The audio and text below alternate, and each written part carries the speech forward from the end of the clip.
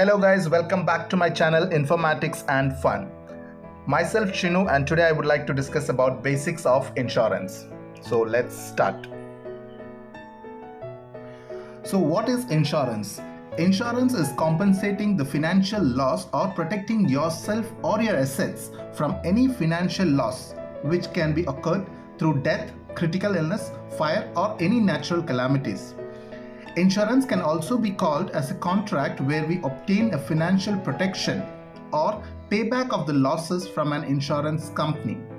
Transfer of risk from the customer to the insurance company. For example, what is a financial loss? You are having a house or a property or an asset, which the car can be asset, your two-wheeler can be an asset, your house can be an asset.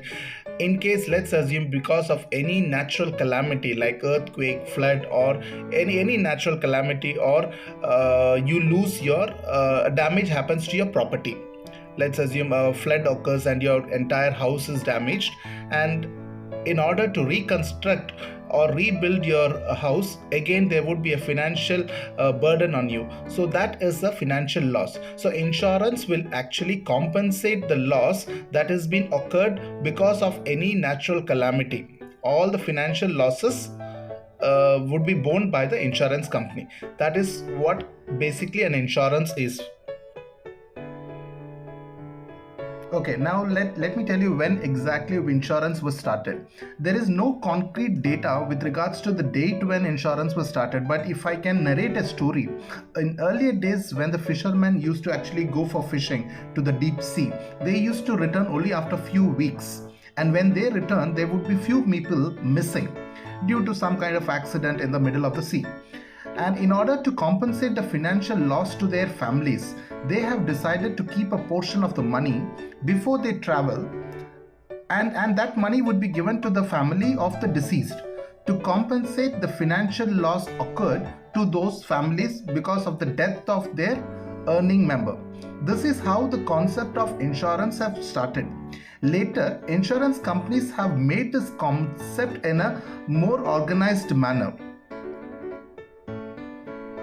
Okay, now let's discuss how many types of insurance are there. There are three types of insurance. One is life insurance, general insurance and health insurance.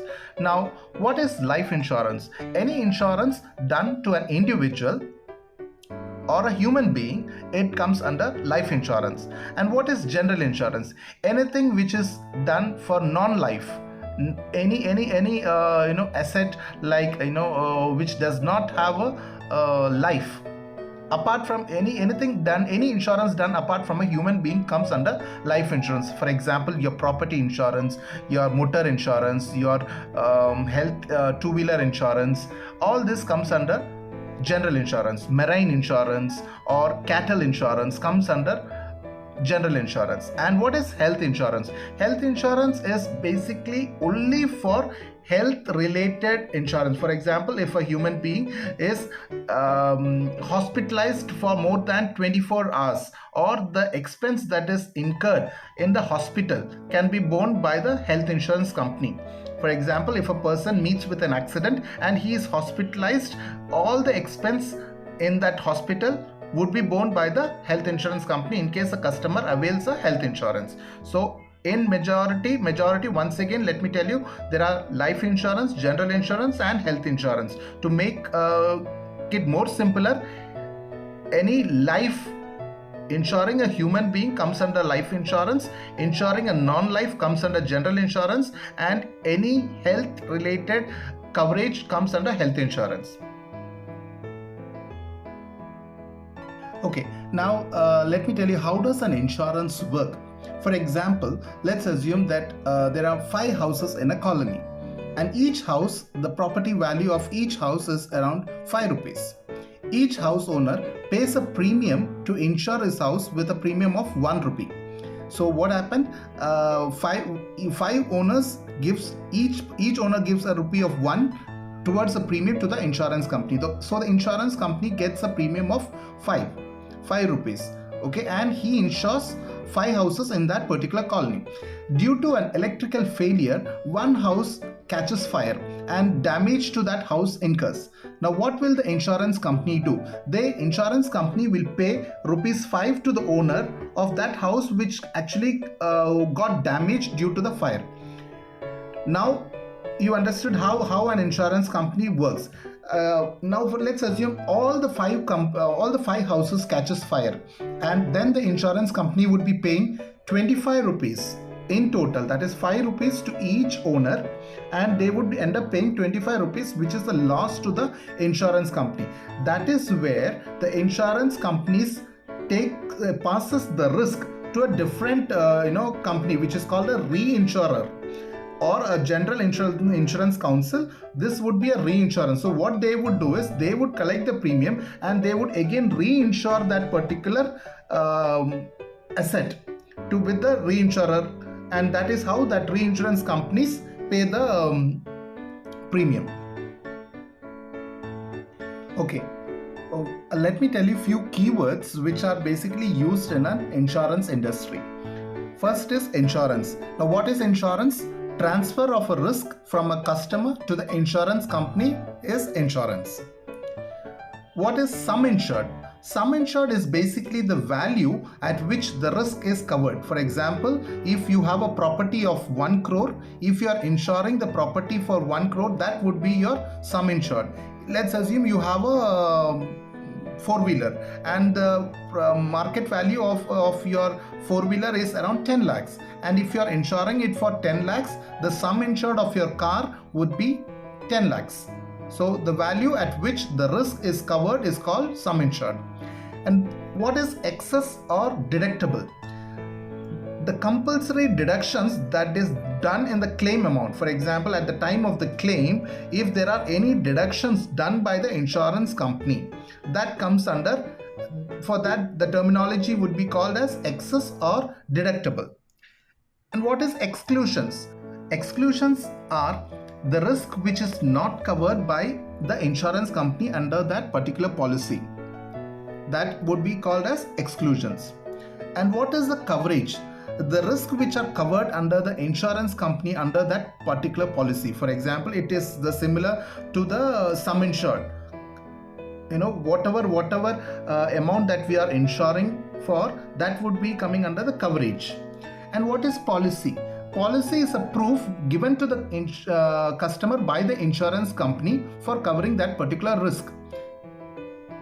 The policy document is actually given by the insurance company to the customer. What is premium? The amount paid to the insurance company for covering that particular risk is called as premium. Proposal form. Proposal form is nothing but an application form given by the customer to the insurance company, asking, basically making an offer to the insurance company to cover their particular asset, and that would be filled in the application form. That application form is called as proposal form. What is principles of insurance? Principles of insurance, basically it is insurable interest, proximity clause, utmost good faith, and indemnity. Now, if I have to tell you what is utmost good faith, according to this principle, the insurance contract must be signed by both the parties, that is, the insurer and the insured, in an absolute good faith or belief or trust. The person getting insured must actually should be willing to disclose and surrender to the insurer his complete true information regarding the subject, or about the insurance, what exactly he would like to insure. The insurer's liability would get void. What is void? Void is basically it would be legally revoked or cancelled if any of the facts about the subject matter of the insurance are either omitted, hidden, or misrepresented in a wrong manner by the insured. For example, if an insurance, a person would go approach an insurance company, and if he does not give the insurance company a true facts and figures. For example, in a particular property, let's assume the property value is around 50 lakhs. And he tells the insurance company that the property value at the time of insuring, he tells it's only 20 lakhs. Okay, and when a claim arises, when the risk inspection is done, and the underwriter finds out, or the insurance company finds out that the property value is much more than it has been insured, the claim would not be settled, because the insurer has not given the exact information to the insurance company. Or for example, a person gives a false information about the relationship that he has with the other person while filling the proposal forms, or any kind of misrepresentation that is done against the claim would not be settled. So basically there should be at most good faith. Okay, what is indemnity? Indemnity means security or protection and compensation given against any damage or loss or injury. It is not a contract where you can actually make a profit. Its sole purpose is to give compensation only in case of damage or loss. So according to the principle of indemnity, an insurance contract is signed only for getting protection against unpredictable or unpredicted financial losses arising due to the future uncertainties. It is not a contract of making money. For example, if your car is insured and it is insured for 10 lakhs, and it meets with an accident, and the loss incurred to your car is only 5 lakhs. So the insurance company would pay only 5 lakhs and not 10 lakhs, because you have insured for 10 lakhs. You cannot think that you would be getting the entire 10 lakhs because the sum insured was for 10 lakhs. No, it is only for the exact loss or the financial loss that has been occurred due to that any unforeseen circumstances. Okay, what is insurable interest? The principle of insurable interest states that the person getting insured must have an insurable interest in the object of insurance. For example, if I am insuring in a property, I cannot insure a property of my friend. Okay, he might be my very good friend, but I cannot do an insurance for his particular property because I do not have an any financial loss happens. I do not have that insurable interest. Okay, so I can insure only my own assets. For example, if you talk about a life insurance, I can pay insurance amount premium for my spouse, or for my children, or for myself. Or in a general insurance company, I can do insurance for my own property. It can be my own car, it can be my own property. I cannot do it for my friend, or I cannot insure put my friend as a nominee to my life. So there should be an insurable interest with the object of insurance. A person having an insurable interest when the physical existence of the insured object gives him some gain, and its non-existence will give him a loss. For example, you have a property, you are staying in that property, so that means that is you are gaining by having that property. And if you lose that property, you would not be in a position, you'd not have a home, so you would be having a loss, and that is the insurable interest that you would be having with a physical object. In simple words, the insured person must suffer some financial loss by the damage of the insured object. In case one of your friend loses his house because of a flood, you would not be incurring any financial loss. But if that happens to your own property, there is a financial loss that would happen. So there is an insurable interest when you insure your own property. Okay, what is proximity cost? Proximity cost is a key principle of insurance and is concerned with how the loss or the damage actually occurred and whether it is indeed as a result of the insured peril. For example, an industry or a shop is insured for a natural calamity, and let's assume that it was a man-made damage. Okay, and the customer approaches the insurance company saying that I have lost my entire shop because of the recent floods. Okay, and it might not be the reason for the loss of his stock. So this proximity clause is, once again, it is concerned with how the loss or damage actually occurred and whether it is indeed a result of the insured peril. What is subrogation? Subrogation is the legal right held by most insurance carriers to legally pursue a third party that caused an insurance loss to the insured. This is done in order to recover the amount of the claim paid by the insurance carrier to the insured.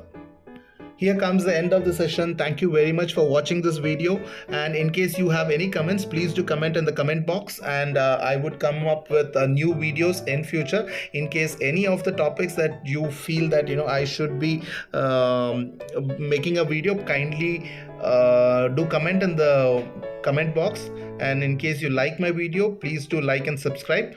Thank you, and bye from Shinu once again.